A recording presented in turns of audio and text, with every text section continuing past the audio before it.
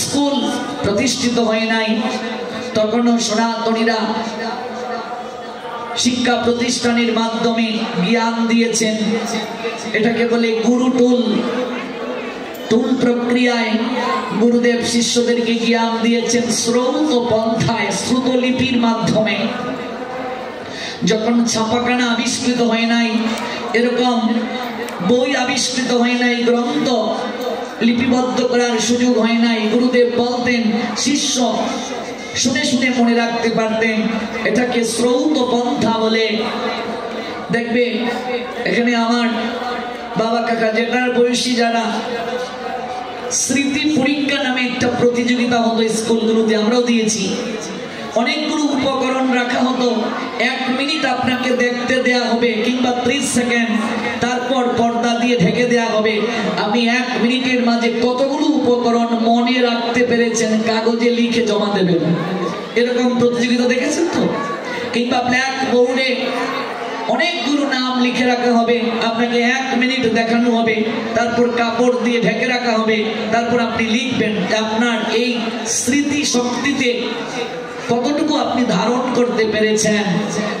আমাদের আর্য সন্তানগণ আগে এতটাই শ্রুতিধর ছিল, ওরা গুরুদেবের কাছ থেকে শুনে শুনে সব মনে রাখতে পারত।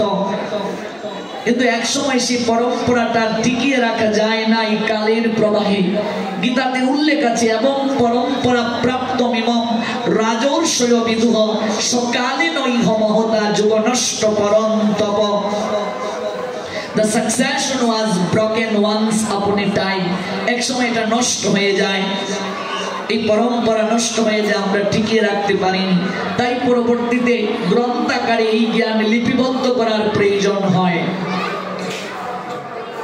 যখন দিন, মাস, বছর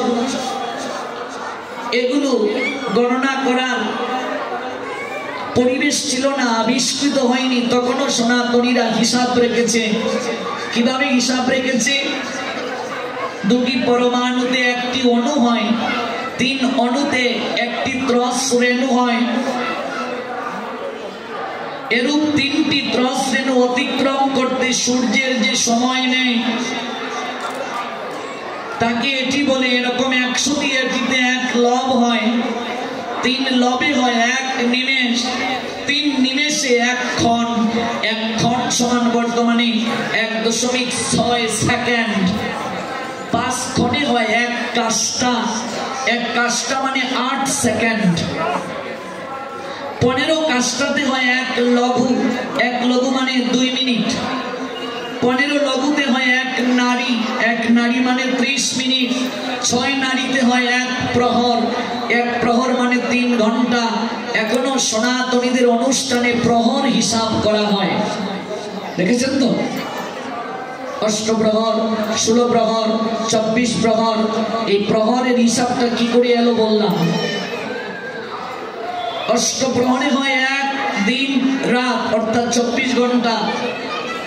এবার 15 দিনে হয় 1 পক্ষ, 2 পক্ষে হয় 1 মাস, 6 মাসে হয় 1 অয়ন। এই যে আমরা অয়ন থেকে এত দূর গেলাম, 2টি অয়ন গতকাল আমরা জানলাম, একটি উত্তরায়ণ আর একটি হচ্ছে দক্ষিণায়ন।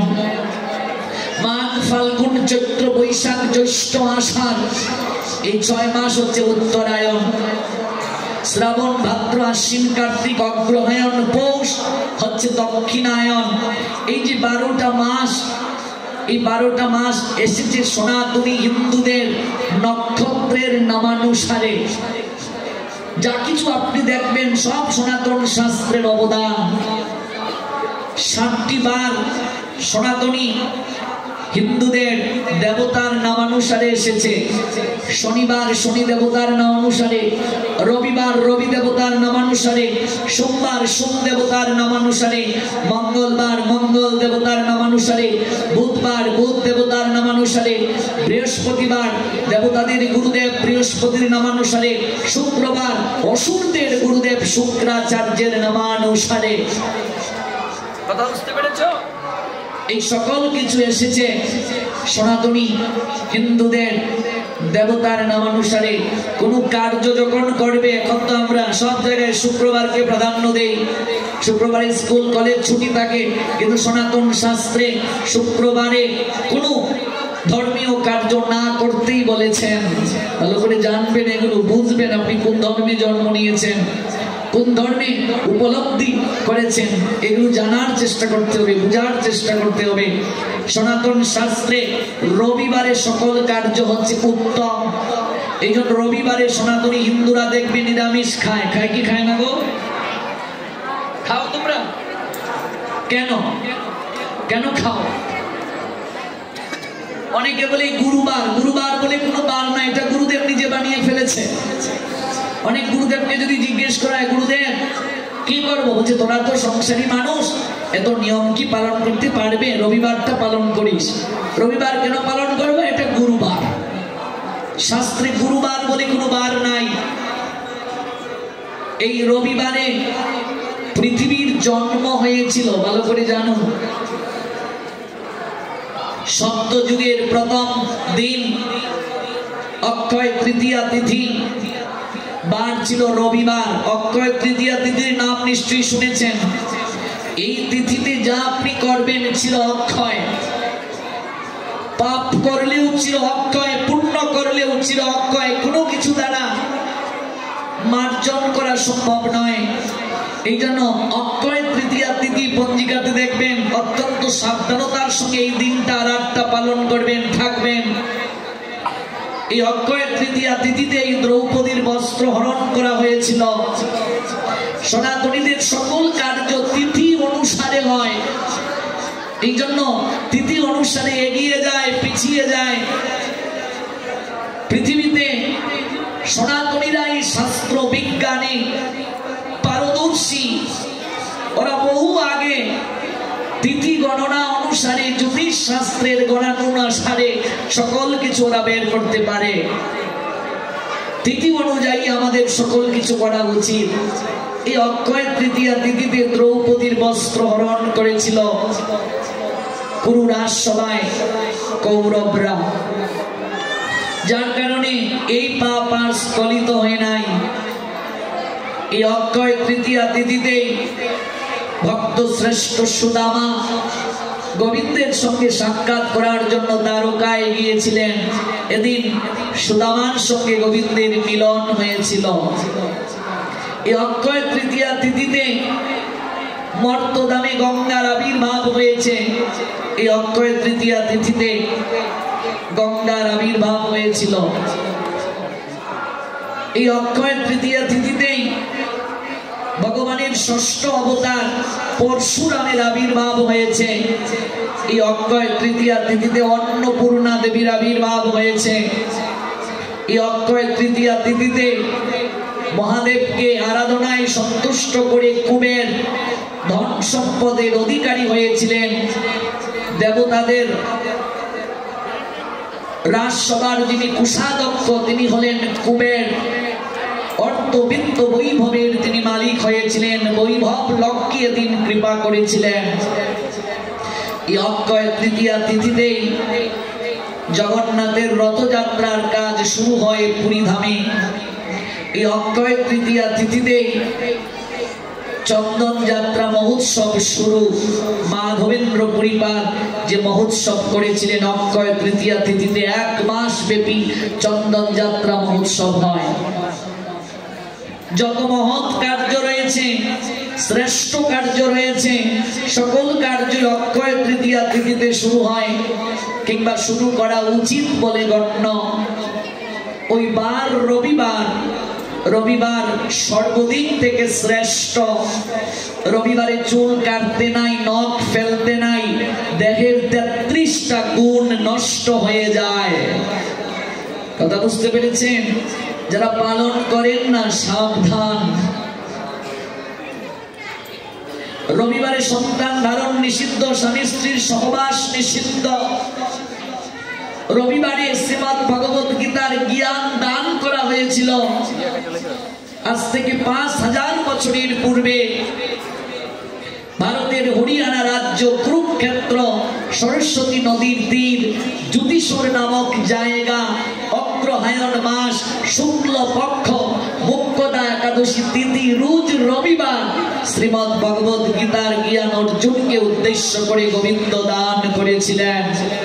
এই জন্য রবিবার হচ্ছে শ্রীমদ্ ভগবত গীতার আবির্ভাব দিন, অর্থাৎ জন্মদিন, জন্মবার।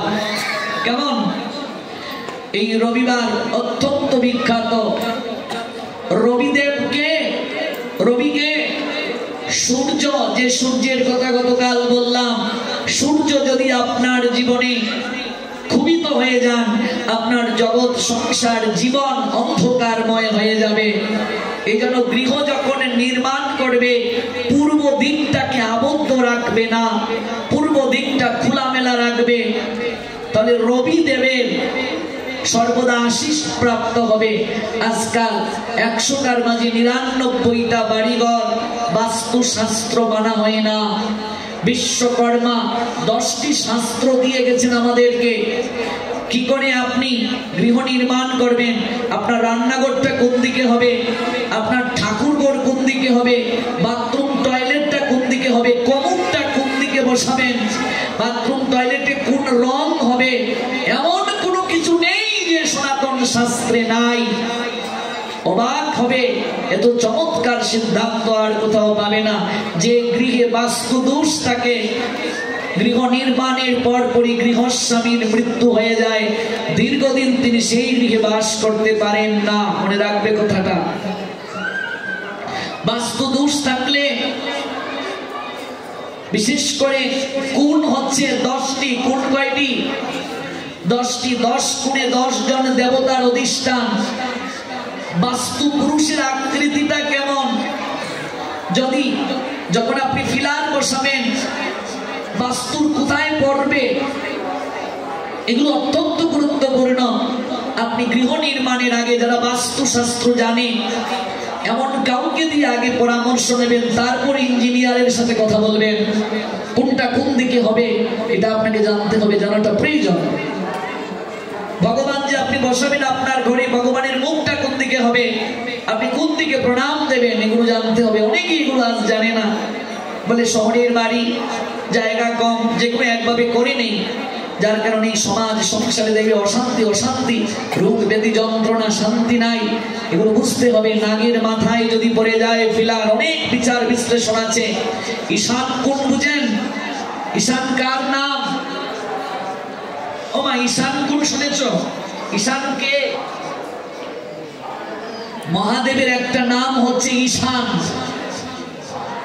ঈশান কোণে যদি সেফটি ট্যাঙ্কি হয়ে যায়, বাথরুম টয়লেট হয়ে যায়, রান্নাঘর হয়ে যায়, তাহলে আপনি সকল অশান্তির বীজ আপনার জীবনে সংসারে বপন করলেন।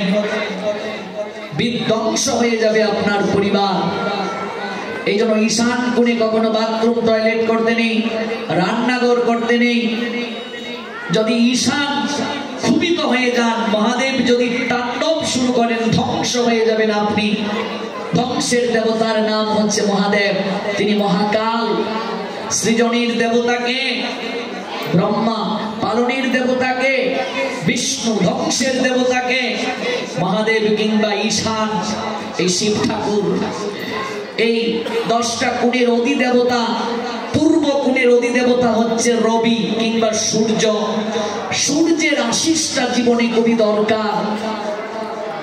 এই জন্য পূর্ব দিকটা আবদ্ধ রাখতে নাই। বাড়ির পূর্ব দিকটা যদি খোলা থাকে, সেই বাড়িতে সর্বদা রবির আশীর্বাদ প্রাপ্ত থাকবে, সকল কিছু ভালো থাকবে। আমি যদি কেবল এই বাস্তু নিয়ে কথা বলি, সময় চলে যাবে। এগুলো আবার যদি কোনোদিন দীর্ঘদিন নিয়ে এই জায়গায় পাঠের জন্য আসি, তাহলে 1, 2, 3 দিন কেবল বাস্তুটা নিয়ে আপনাদেরকে একটু জানিয়ে যাব। একটু জানবেন, বুঝবেন, গৃহ নির্মাণ